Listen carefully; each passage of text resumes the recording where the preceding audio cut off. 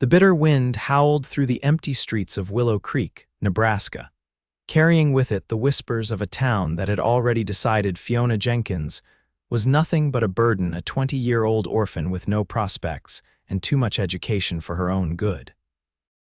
The year was 1876, and the small frontier settlement had little use for a woman who spoke 3 languages but couldn't properly darn a sock.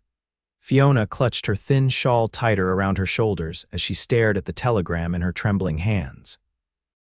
The distant cousin who had reluctantly taken her in after her parents' death from typhoid fever had passed away, leaving Fiona with nothing but a trunk full of books and nowhere to call home. "You'll have to be out by week's end, Miss Jenkins," Mrs. Peterson, the landlady, had informed her with cold efficiency. "I've got paying tenants waiting, and frankly, your cousin's charity has expired along with him."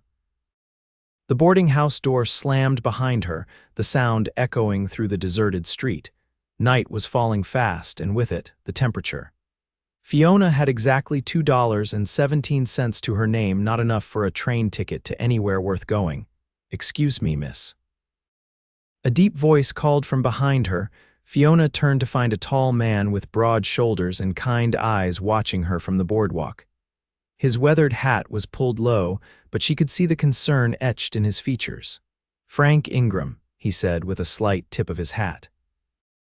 "Couldn't help but notice you seem to be in some distress. Anything I might assist with?" Fiona's pride wanted to refuse, but her practical nature knew better. "Unless you're looking to hire a woman who can quote Shakespeare but can't cook a decent meal, I'm afraid not, Mr. Ingram." A smile touched his lips. "As it happens, I might be. My ranch is about 10 miles out of town. I've been looking for someone to help with my sister. She's recovering from a fall, needs company and care during the day while I tend to the cattle." Fiona regarded him suspiciously.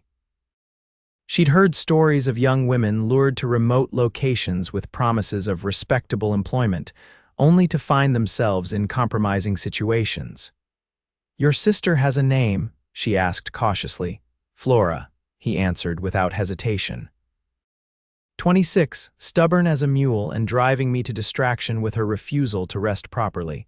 She was a schoolteacher before her accident. The mention of a female schoolteacher softened Fiona's wariness. "I'm Fiona Jenkins. My situation has recently changed, and I find myself in need of employment and lodging." Frank nodded. "The position includes room and board plus $10 a month. It's not much, but it's honest work." Fiona glanced back at the boarding house where she was no longer welcome, then down at her meager belongings. "When would you need me to start?" "Now would be fine," Frank said simply. "I've got the wagon just down the street. We can be at the ranch before it gets too late."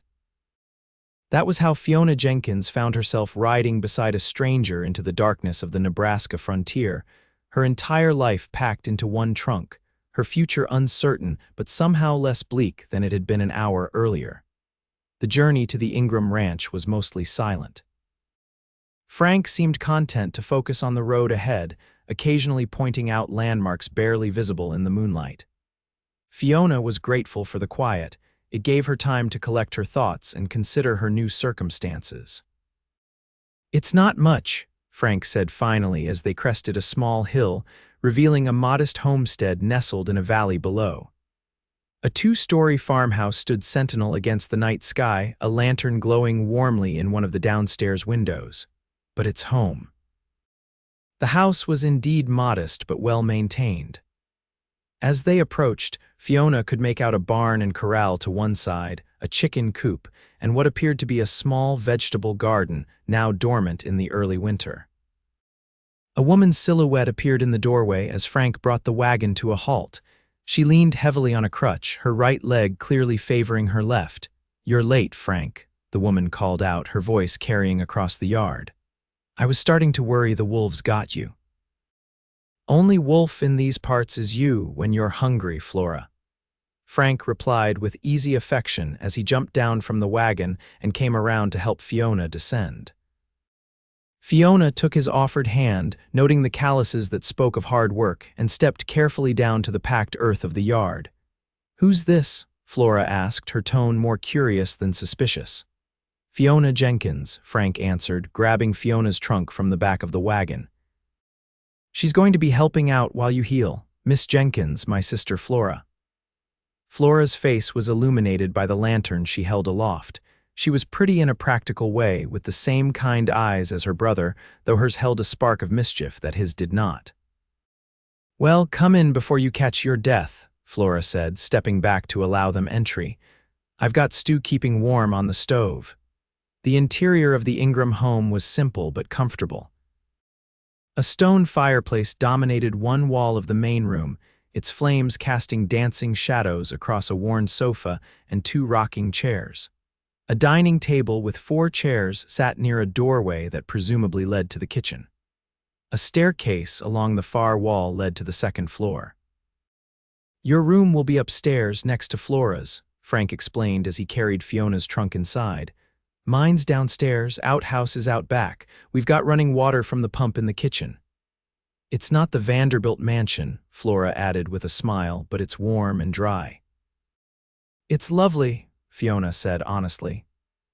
After weeks of uncertainty and years of living on others' charity, the simple homestead felt like a sanctuary. That night, after a meal of hearty beef stew and fresh baked bread that Flora had managed despite her injury, Fiona lay in her new bed, listening to the unfamiliar sounds of the ranch at night.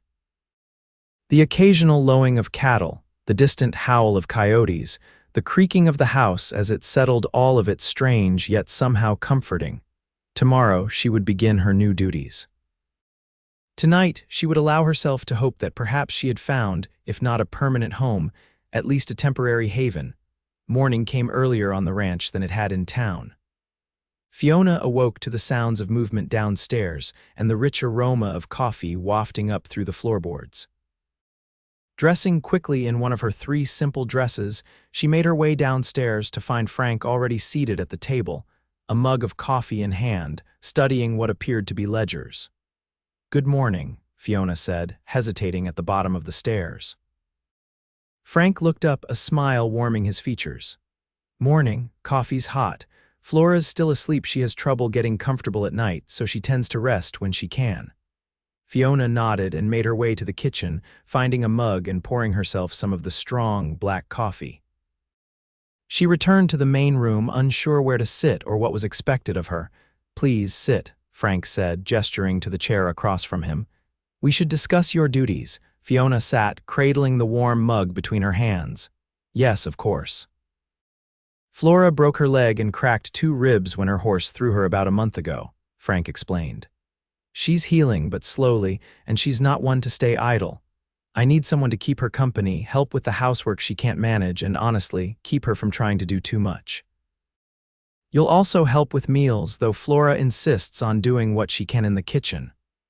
I should warn you, my cooking skills are limited," Fiona admitted. Frank's expression remained unchanged. "Flora can direct you.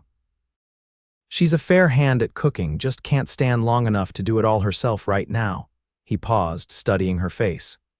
"You mentioned Shakespeare yesterday. Were you a teacher?" Fiona shook her head. "No, just a student. My parents believed in education for women. My father was a professor before he moved west for my mother's health. They taught me at home literature, mathematics, French, Latin, some Greek." Frank whistled low. "Impressive. Not much call for Latin out here, but Flora will be pleased to have someone to talk books with. She's always complaining I don't read enough." "What do you do when you're not rescuing stranded women?" Fiona asked, then immediately blushed at her forwardness. Frank didn't seem to mind. "This was my parents' ranch. They passed 5 years ago influenza. Flora and I have kept it going. We're small compared to some operations, but we do all right. 50 head of cattle, some horses, chickens, and the garden. I handle most of the ranch work, with help from Pedro and his son Miguel during busy seasons." The sound of movement upstairs interrupted their conversation. "That'll be Flora," Frank said, standing. "I should head out to check on the herd. There's a storm brewing, might need to move them to the south pasture." As if on cue, Fiona noticed the gray light filtering through the windows, the promise of snow in the air. Frank grabbed his coat and hat from hooks by the door. "There's bread and preserves for breakfast. Flora will show you around the house, tell you what needs doing." And with that, he was gone, leaving Fiona alone with her coffee and the sound of Flora making her way slowly down the stairs. The first few days at the Ingram ranch fell into a pattern. Fiona would rise early, help Flora with breakfast, then assist with whatever household tasks needed attention: laundry, mending, baking bread. Frank would leave at dawn and return for the midday meal, then head out again until supper.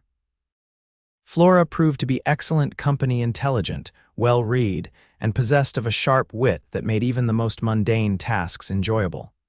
She was clearly frustrated by her limited mobility, but accepted Fiona's help with as much grace as she could muster. "Were you really going to be a teacher?" Fiona asked one afternoon as they sat by the fire, mending shirts. Flora nodded. "I taught at the schoolhouse in Willow Creek for 3 years. I'll go back once I'm healed, though Frank keeps suggesting I find something less taxing." "He worries about you," Fiona observed. "Too much," Flora agreed with a fond smile.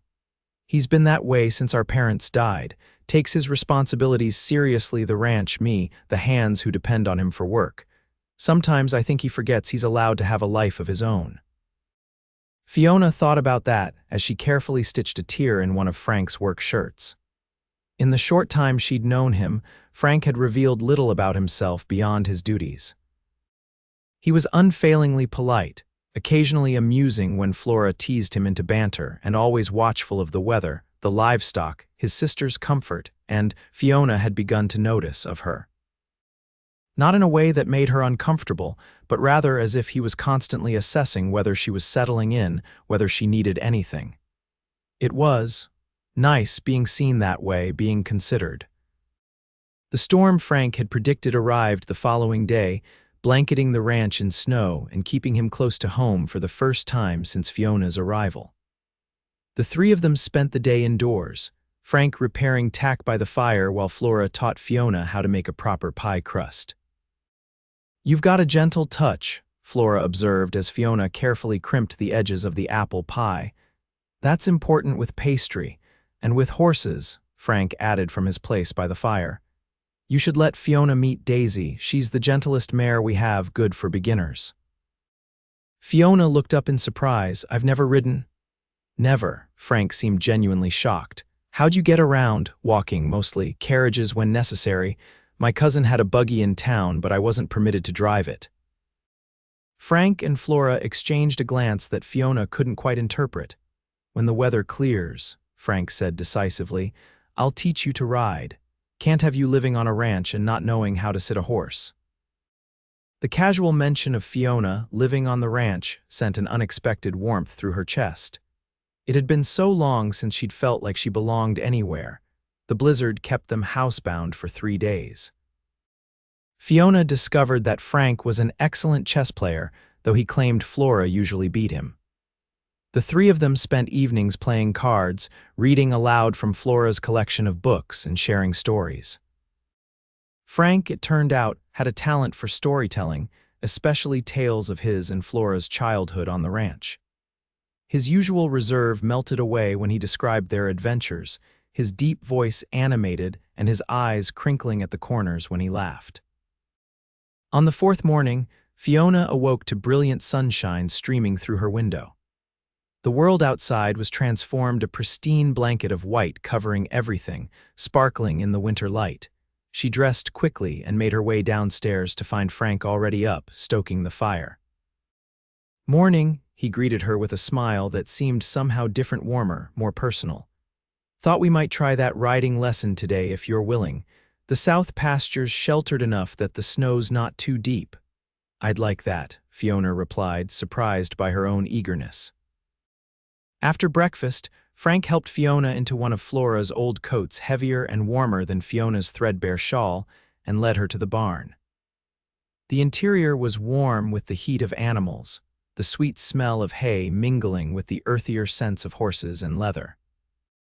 "This is Daisy," Frank said, leading Fiona to a stall where a dappled gray mare regarded them with liquid brown eyes. "She's 10 years old and has the temperament of a saint."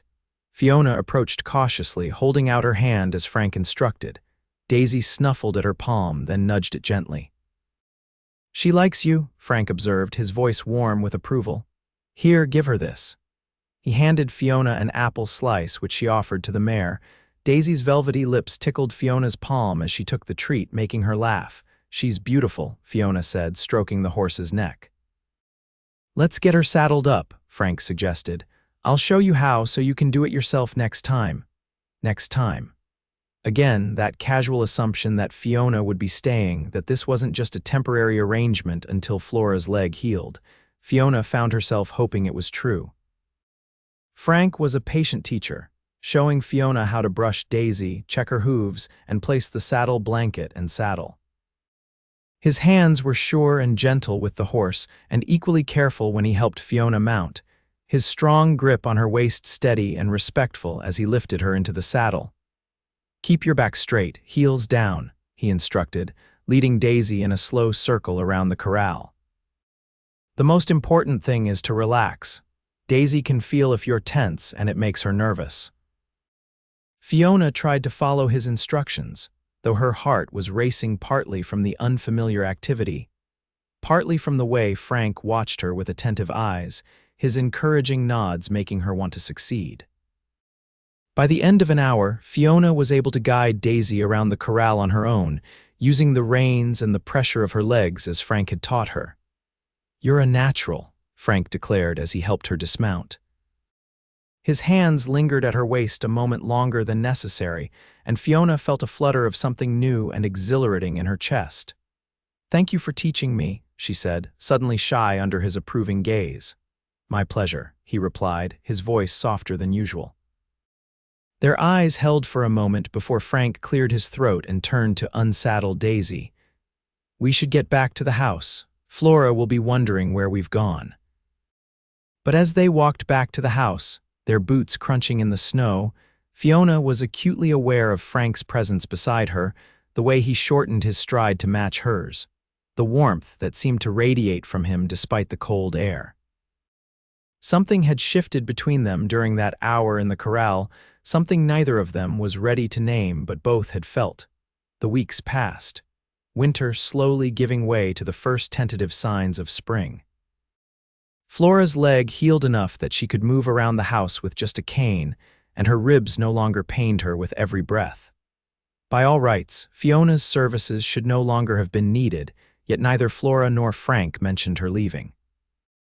Instead, Fiona found herself increasingly integrated into the life of the ranch. She learned to ride well enough that Frank allowed her to accompany him on short trips to check fences or move cattle.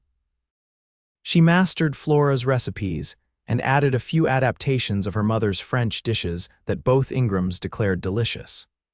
She helped plant the early spring vegetables in the garden and learned to collect eggs without getting pecked by the temperamental hens. Most evenings, after Flora retired for the night, Frank and Fiona would sit by the fire, sometimes talking, sometimes simply enjoying a comfortable silence. Fiona would mend or knit while Frank whittled or reviewed his ledgers. Occasionally, their hands would brush as they reached for the coffee pot or passed a book, and each time that same flutter would return to Fiona's chest. She knew she was falling in love with him, this quiet, steady man who worked from sunup to sundown without complaint, who treated his animals with kindness and his sister with tender affection, who listened when Fiona spoke as if her words mattered. What she didn't know was whether he felt the same, or whether he simply saw her as a helpful addition to the household, someone who made his and Flora's lives easier. The answer came on a mild evening in early April. Frank had gone to town for supplies, and Fiona was in the kitchen preparing supper when she heard the wagon return. She wiped her hands on her apron and went to the door, expecting to help unload. Instead, she found Frank standing on the porch, holding a small package wrapped in brown paper.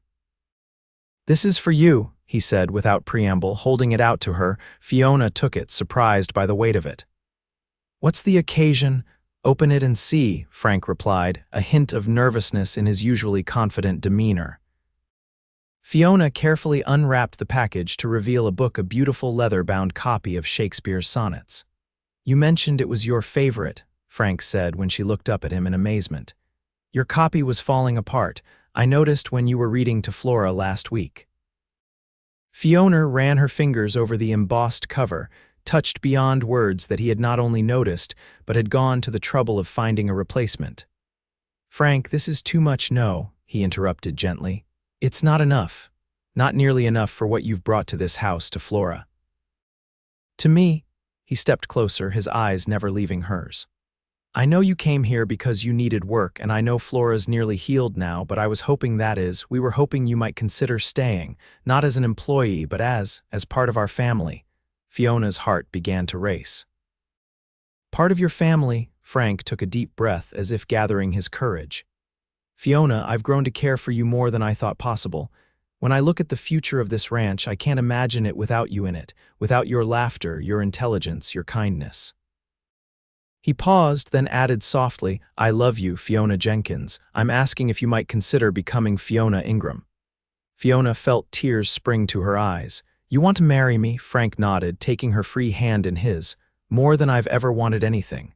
But only if it's what you want too. You've had enough of being where you're not wanted or valued. I need you to know that here with me, you'll always be both."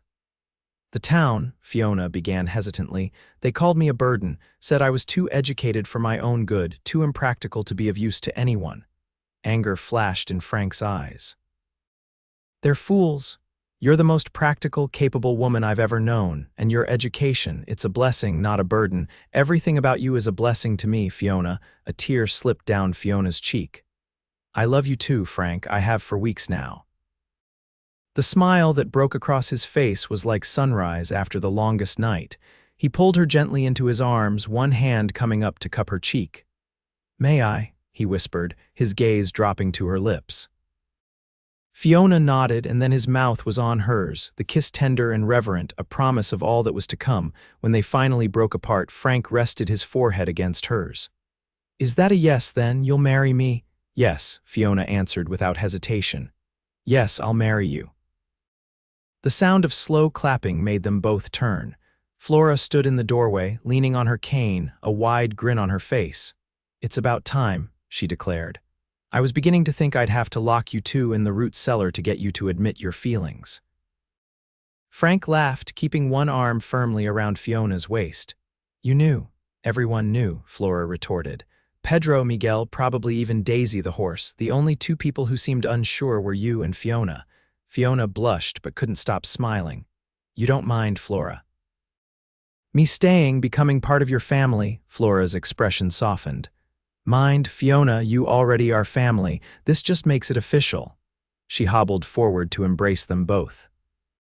"Besides, now I can go back to teaching without worrying about Frank burning the house down trying to cook for himself." They were married 3 weeks later in the small church in Willow Creek. The same townspeople who had once whispered that Fiona Jenkins was nothing but a burden now watched as she became Mrs. Frank Ingram, her face radiant with happiness, her hand steady in her husband's as they spoke their vows. The celebration afterward was held at the ranch, where Pedro and Miguel had helped Frank build long tables in the yard. Flora had supervised the preparation of enough food to feed the entire county, it seemed, insisting that her brother's wedding would be remembered as the finest event Willow Creek had seen in years. As the sun began to set, casting golden light across the land that was now her home, Fiona found a moment of quiet with her new husband. They stood on the porch, watching their guests laugh and dance in the yard, Frank's arm around her waist in what had become his habitual way of holding her close. "Happy?" he asked, pressing a kiss to her temple. "More than I knew was possible," Fiona answered truthfully. "When I arrived here, I had nothing but a trunk full of books and nowhere to go. And now," Fiona turned in his arms to face him, her heart so full it felt it might overflow. "Now I have everything, a home, a family, purpose, and you, Frank, most of all you." He kissed her then, in full view of their guests, not caring who saw. When they broke apart, both breathless, he whispered against her lips, "My greatest blessing." And that's what Fiona became known as in Willow Creek, and beyond not the burden she had once been called, but Frank Ingram's greatest blessing. The woman who could quote Shakespeare while delivering a calf, who taught the ranch children to read and write in the evenings after their chores, who rode alongside her husband to check the herd with their firstborn son strapped to her back. The years brought changes to the Ingram ranch. Flora eventually married the new doctor who came to town, moving into a house in Willow Creek, but visiting often. Frank and Fiona's family grew first a son, then twin daughters who inherited their mother's love of books and their father's affinity for horses. The ranch prospered under their joint care, expanding to include more cattle, better breeding stock, and eventually an orchard that produced the finest apples in the county. Fiona's practical intelligence complemented Frank's ranching experience, making them formidable partners in business as well as in life. On their 10th anniversary, Frank presented Fiona with a gift, a small wooden sign to hang by their front door. Carved in his careful hand were the words, "What was once called a burden, I call my greatest blessing." Fiona hung it proudly, a testament to the journey that had brought her to this place, this man, this life that had once seemed impossible. And on quiet evenings, when the children were asleep and the ranch work was done, Frank and Fiona would sit on their porch, hand in hand, watching the stars emerge over the land they loved, secure in the knowledge that they had found in each other not just love, but home, the place where burdens were transformed into blessings through the simple, profound miracle of being truly seen and valued for exactly who they were.